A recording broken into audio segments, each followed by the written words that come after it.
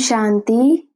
2 अक्टूबर 2021 के महावाक्य हैं, मीठे बच्चे, अब इस मृत्यु लोक का अंत है, अमर लोक की स्थापना हो रही है, इसलिए तुम्हें मृत्यु लोक वालों को याद नहीं करना है। प्रश्न, बाप अपने गरीब बच्चों को कौन सी स्मृति दिलाते हैं?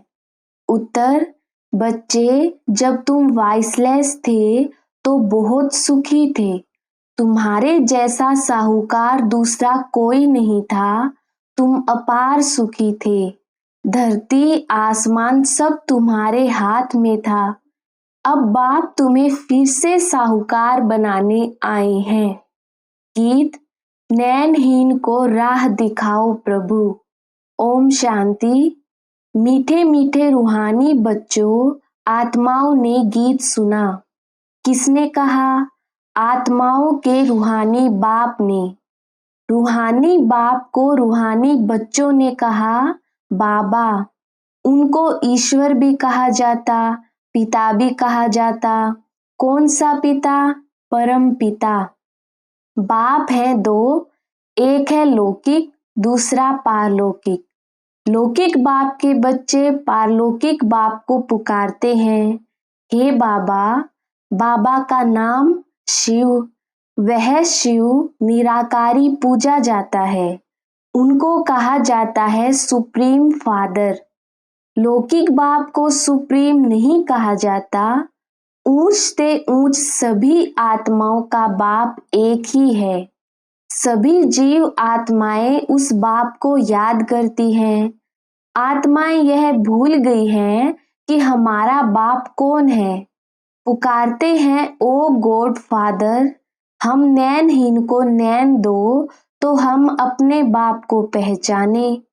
भक्ति मार्ग में हम अंधे बन ठोकरें खाते रहते हैं। अब इन ठोकरों से छुड़ाओ। बाप ही कल्प कल्प आकर भारत को हेवन बनाते हैं। अब कलयुग है, सतयुग आने वाला है। कलयुग और सतयुग के बीच को संगम कहा जाता है। यह है पुरुषोत्तम संगम। बेहद का बाप आकर जो भ्रष्टाचारी बन गए हैं, उन्हों को श्रेष्ठाचारी पुरुषोत्तम बनाते हैं। लक्ष्मी नारायण पुरुषोत्तम थे। लक्ष्मी नारायण की डिनाइस्टी का राज्य था। यह बाप आकर स्मृति दिलाते हैं, तुम भारतवासी आज से 5000 वर्ष पहले स्वर्गवासी थे, अब नरकवासी हो। आज से 5000 वर्ष पहले भारत हेवन था। भारत की बहुत महिमा थी। सोने हीरे के महल थे, अब कुछ नहीं है। उस समय और कोई धर्म नहीं था, सिर्फ सूर्यवंशी थे। चंद्रवंशी पीछे आते हैं। बाप समझाते हैं, तुम ही सूर्यवंशी थे। अब तक लक्ष्मी नारायण के मंदिर बनाते रहते हैं, परंतु लक्ष्मी नारायण का राज्य कब था, कैसे राज्य पाया, यह किसको पता नहीं। पूजा करते हैं परंतु जानते नहीं तो ब्लाइंड फेथ हुआ ना। शिव की, लक्ष्मी नारायण की पूजा करते हैं, बायोग्राफी कोई नहीं जानते। भारतवासी खुद कहते हैं, हम पतित हैं। हे पतित पावन बाबा, आओ, आकर हमको दुखों से, रावण राज्य से लिबरेट करो। बाप आकर सबको लिबरेट करते हैं। बच्चे जानते हैं कि सतयुग में एक ही राज्य था। कांग्रेसी लोग अथवा बापू जी भी यही मांगते थे कि हमको फिर से राम राज्य चाहिए। हम स्वर्गवासी बनना चाहते हैं। अब नरकवासियों का क्या हाल है देख रहे हो। इनको कहा जाता है हेल, डेविल वर्ल्ड। यही भारत डीटी वर्ल्ड था, अब डेविल वर्ल्ड बन गया है।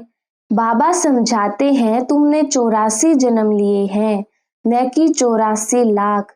यह तो शास्त्रों में गपोड़े लगा दिए हैं। आज से 5000 वर्ष पहले सदगति मार्ग था। वहां न भक्ति न दुख का नाम निशान था। उनको सुखधाम कहा जाता है। बाप समझाते हैं, तुम असल में शांति धाम के रहने वाले हो। तुम यहाँ पार्ट बजाने आए हो। पुनर्जन्म 84 होते हैं, न कि 84 लाख। अब बेहद का बाप आया है तुम बच्चों को बेहद का वर्षा देने। बाप तुम आत्माओं से बात करते हैं और सत्संगों में मनुष्य को भक्ति की बातें सुनाते हैं। आधा कल्प जब भारत स्वर्ग था, एक भी पतित नहीं था। अब एक भी पावन नहीं है। यह है पतित दुनिया। बाप समझाते हैं, गीता में कृष्ण भगवानुवाच लिख दिया है। कृष्ण भगवान नहीं है, न कि उसने गीता सुनाई है। यह लोग अपने धर्म शास्त्र को भी नहीं जानते, अपने धर्म को ही भूल गए हैं। धर्म मुख्य है 4। पहले आदि सनातन देवी देवता धर्म सूर्यवंशी, पीछे चंद्रवंशी, दोनों को मिलाकर कहते हैं देवी देवता धर्म। वहां दुख का नाम नहीं था। 21 जन्म तुम सुख धाम में थे। फिर रावण राज्य भक्ति मार्ग शुरू होता है। शिव बाबा कब आते हैं? जब रात होती है। भारतवासी घोर अंधियारे में आ जाते हैं, तब बाबा आते हैं। गुड़ियों की पूजा करते रहते हैं। एक के भी बायोग्राफी नहीं जानते। भक्ति मार्ग में अनेक धक्के खाते हैं। तीर्थों पर जाओ, फेरा लगाओ, कोई प्राप्ति नहीं है। बाप कहते हैं, मैं आकर तुमको ब्रह्मा द्वारा यथार्थ ज्ञान सुनाता हूँ। पुकारते हैं कि हमको सुख धाम और शांति धाम की राह बताओ। बाप कहते हैं, आज से 5000 वर्ष पहले हमने तुम्हें बहुत साहूकार बनाया था। इतना धन दिया, फिर कहाँ गवाया? तुम कितने साहूकार थे? भारत कौन कहलावे? भारत ही सबसे ऊंच से ऊंचा खंड था। वास्तव में सबका यह तीर्थ है, क्योंकि पतित पावन बाप का बर्थ प्लेस है। जो भी धर्म वाले हैं, सभी की बाप आकर सदगति करते हैं। अब रावण का राज्य सारी सृष्टि में है, सिर्फ लंका में नहीं। जब सूर्यवंशी राज्य था, तब यह विकार नहीं थे। भारत वाइसलेस था। अब विशेष है, सब नरकवासी हैं। सतयुग में जो दैवी संप्रदाय थे, वे फिर 84 जन्म भोग आसुरी संप्रदाय बने हैं। फिर दैवी संप्रदाय बनने हैं। भारत बहुत साहूकार था, अब गरीब बना है, इसलिए भीख मांग रहे हैं। बाप तुम गरीब बच्चों को स्मृति दिलाते हैं, बच्चे तुम कितने सुखी थे। तुम्हारे जैसा सुख किसको मिल नहीं सकता। धरती आसमान सब तुम्हारे हाथों में था। शास्त्रों में कल्प की आयु लंबी बताकर सभी को कुंभकर्ण की आसुरी नींद में सुला दिया है। यह भारत शिव बाबा का स्थापन किया हुआ शिवालय था। वहां पवित्रता थी। उस नई दुनिया में देवी देवता राज्य करते थे। मनुष्य तो यह भी नहीं जानते कि राधे कृष्ण का आपस में क्या संबंध है। दोनों अलग अलग राजधानी के थे। फिर स्वयंवर के बाद लक्ष्मी नारायण बने। यह ज्ञान कोई मनुष्य मात्र में नहीं है। स्पिरिचुअल नॉलेज सिर्फ एक बाप ही देते हैं। अब बाप कहते हैं, आत्म अभिमानी बनो। मुझ अपने परम पिता को याद करो। याद से तमो प्रधान से सतो प्रधान बन जाएंगे। तुम यहाँ आते हो मनुष्य से देवता अथवा पतित से पावन बनने। अब यह है रावण राज्य। भक्ति में रावण राज्य शुरू होता है। सब भक्ति करने वाले रावण के पंजे में है। सारी दुनिया 5 विकारों रूपी रावण की कैद में है, शोक वाटिका में है। बाप आकर सबको लिबरेट कर गाइड बन साथ ले जाते हैं। उसके लिए यह महाभारत लड़ाई है, जो 5000 वर्ष पहले लगी थी। अब बाप फिर से स्वर्ग बना रहे हैं। ऐसे नहीं जिनको धन बहुत है वह स्वर्ग में है, अभी है ही नर्क। पतित पावन बाप को कहा जाता है, न कि नदी को। ये सब है भक्ति मार्ग, यह बातें बाबा ही आकर समझाते हैं। अब यह तो जानते हो, एक है लौकिक बाप, दूसरा है पारलौकिक, तीसरा है अलौकिक। अब पारलौकिक बाप शिव बाबा ब्रह्मा द्वारा ब्राह्मण धर्म स्थापन करते हैं, ब्राह्मणों को देवता बनाने के लिए राजयोग सिखलाते हैं। आत्मा ही पुनर्जन्म लेती है, आत्मा ही कहती है मैं एक शरीर छोड़ दूसरा लेती हूँ। बाप कहते हैं अपने को आत्मा समझ मुझ बाप को याद करो तो तुम पावन बनेंगे, कोई भी देहधारी को याद नहीं करो। अब मृत्यु लोक का अंत है, अमर लोक की स्थापना हो रही है, बाकी सब अनेक धर्म खलास हो जाएंगे। सतयुग में एक ही देवी देवता धर्म था, फिर चंद्रवंशी राम सीता त्रेता में थे। तुम बच्चों को सारे चक्र की याद दिलाते हैं। शांति धाम और सुख धाम की स्थापना बाप ही करते हैं। मनुष्य मनुष्य को सद्गति दे नहीं सकते, वह सब है भक्ति मार्ग के गुरु। अभी तुम हो ईश्वरीय संतान, बाबा से राज्य भाग्य ले रहे हो। यह राजधानी स्थापन हो रही है, प्रजा तो बहुत बननी है, कोटों में कोई राजा बनते हैं। सतयुग को कहा जाता है फूलों का बगीचा, अब है कांटों का जंगल। रावण राज्य बदल रहा है, विनाश होना है, यह ज्ञान अब तुमको मिल रहा है। लक्ष्मी नारायण को यह ज्ञान नहीं रहता, प्राय लोप हो जाता है। भक्ति मार्ग में बाप को कोई भी यथार्थ नहीं जानते। बाप है रचयिता, ब्रह्मा विष्णु शंकर भी रचना है। सर्वव्यापी कहने से वर्षे का हक खत्म हो जाता है। बाबा आकर सबको वर्षा देते हैं। 84 जन्म वही लेते हैं जो पहले पहले सतयुग में आते हैं। क्रिश्चियन लोग करके 40 जन्म लेते होंगे। एक भगवान को ढूंढने के लिए कितने धक्के खाते हैं। अब तुम धक्के नहीं खाएंगे, एक बाप को याद करो तो तमो प्रधान से सतो प्रधान बन जाएंगे। यह है यात्रा, यह है गॉड फादरली यूनिवर्सिटी। तुम्हारी आत्मा पढ़ती है, साधु संत कह देते आत्मा निर्लेप है, लेकिन आत्मा ही कर्मों अनुसार दूसरा जन्म लेती है। आत्मा ही अच्छा व बुरा कर्म करती है।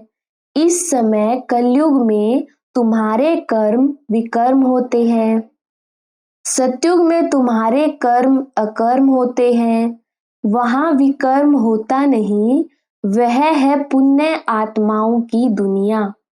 अच्छा, मीठे मीठे सिकिलधे बच्चों प्रति मात पिता बाप दादा का याद प्यार और गुड मॉर्निंग। रूहानी बाप की रूहानी बच्चों को नमस्ते। हम रूहानी बच्चों की रूहानी बाप दादा को याद प्यार गुड मॉर्निंग और नमस्ते जी।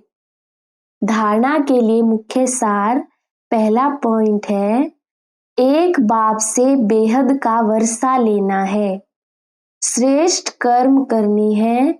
जब बाप मिला है तो किसी भी प्रकार के धक्के नहीं खाने हैं। दूसरा पॉइंट है, बाप ने जो स्मृति दिलाई है उसे स्मृति में रख अपार खुशी में रहना है। कोई भी देहधारी को याद नहीं करना है। वरदान, निमित्तपन की स्मृति द्वारा अपने हर संकल्प पर अटेंशन रखने वाले निवारण स्वरूप भव। विस्तार, निमित्त बनी हुई आत्माओं पर सभी की नजर होती है, इसलिए निमित्त बनने वालों को विशेष अपने हर संकल्प पर अटेंशन रखना पड़े। अगर निमित्त बने हुए बच्चे भी कोई कारण सुनाते हैं तो उनको फॉलो करने वाले भी अनेक कारण सुना देते हैं। अगर निमित्त बनने वालों में कोई कमी है तो वह छिप नहीं सकती। इसलिए विशेष अपने संकल्प, वाणी और कर्म पर अटेंशन दे, निवारण स्वरूप बनो। स्लोगन: ज्ञानी तू आत्मा वह है जिसमें अपने गुण व विशेषताओं का भी अभिमान न हो। अच्छा, ओम शांति। मातेश्वरी जी के अनमोल महावाक्य। मम्मा ने कहा, मनुष्य की एम ऑब्जेक्ट क्या है, उसे प्राप्त करने का यथार्थ तरीका। हरेक मनुष्य को यह सोचना जरूर है, अपनी अच्छी जीवन बनाने के लिए क्या उचित है। मनुष्य की लाइफ किस लिए है, उसमें क्या करना है। अब अपने दिल से पूछें कि वो मेरी जीवन में पलटा हो रहा है। मनुष्य जीवन में पहले तो नॉलेज चाहिए, फिर इस जीवन की एम ऑब्जेक्ट क्या है। यह तो जरूर मानेंगे कि इस जीवन को सर्वदा सुख और शांति चाहिए। क्या अभी वो मिल रही है?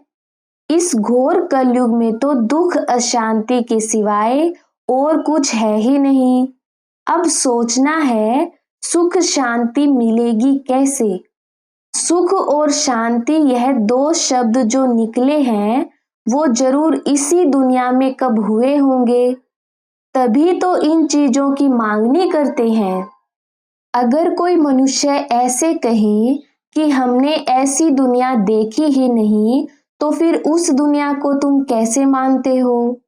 इस पर समझाया जाता है कि यह दिन और रात जो दो शब्द हैं, तो जरूर रात और दिन चलता होगा। ऐसे कोई नहीं कह सकते कि हमने देखी ही रात है तो दिन को मानूं कैसे। लेकिन जब दो नाम हैं तो उनका पार्ट भी होगा। वैसे हमने भी सुना है कि इस कलयुग में से कोई ऊंची स्टेज भी थी जिसको सतयुग कहा जाता है।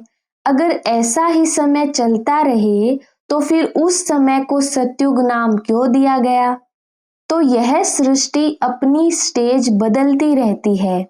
जैसे किशोर, बाल, युवा, वृद्ध बदलते रहते हैं, वैसे सृष्टि भी बदलती रहती है।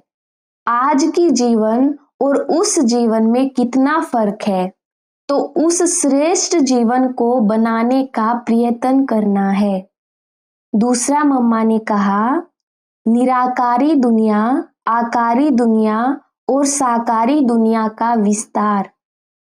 इस पूरे ब्रह्मांड के अंदर तीन दुनियाएं हैं। एक है निराकारी दुनिया, दूसरी है आकारी, तीसरी है साकारी।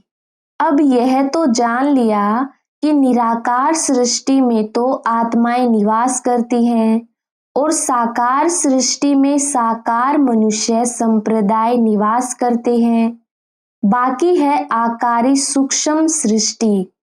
अब विचार चलता है, क्या यह आकारी सृष्टि सदा ही है या कुछ समय उसका पार्ट चलता है। दुनियावी मनुष्य तो समझते हैं सूक्ष्म दुनिया कोई ऊपर है, वहां फरिश्ते रहते हैं, उसको ही स्वर्ग कहते हैं, वहां जाकर सुख भोगेंगे। लेकिन अब यह तो स्पष्ट है कि स्वर्ग और नर्क इस सृष्टि पर ही होता है। बाकी यह जो सूक्ष्म आकारी सृष्टि है, जहां शुद्ध आत्माओं का साक्षात्कार होता है, वो तो द्वापर से लेकर शुरू हुए हैं। जब भक्ति मार्ग शुरू होता है तो इससे सिद्ध है निराकार सृष्टि और साकार सृष्टि सदा है ही है। बाकी सूक्ष्म दुनिया सदा तो नहीं कहेंगे, उसमें भी खास ब्रह्मा, विष्णु, शंकर का साक्षात्कार इसी समय हमको होता है, क्योंकि इसी समय परमात्मा तीन कर्तव्य करने के लिए तीन रूप रचते हैं। अच्छा, ओम शांति।